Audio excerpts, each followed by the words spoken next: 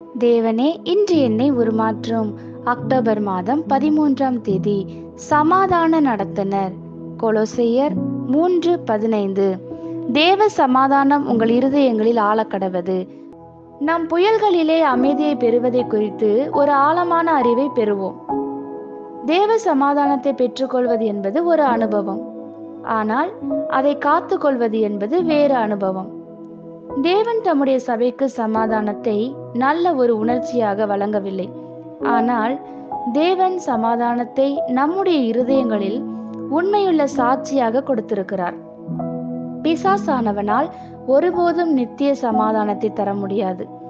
சமாதானம் தேவனிடமிருந்து வருகிறது.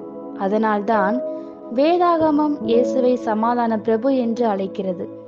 தேவனுடைய நாமங்களில் ஒன்று யெகோவா சாலோம்.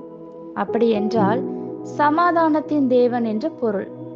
தேவன் மட்டும்தான் சமாதானத்தின் ஒரே ஆதாரமாகவும் துவக்கமாகவும் இருக்கிறார்.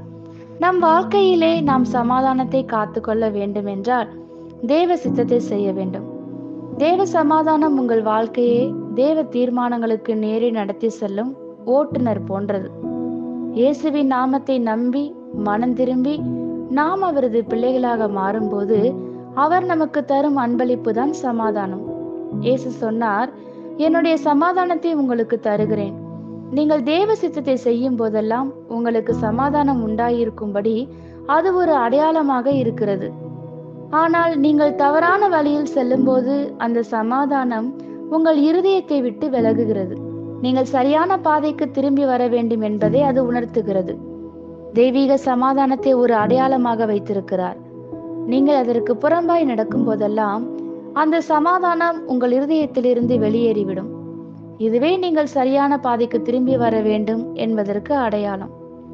சமாதானமே நம் வாழ்வை ஒப்பிட்டு பார்க்க வேண்டிய இணைக்கோடு.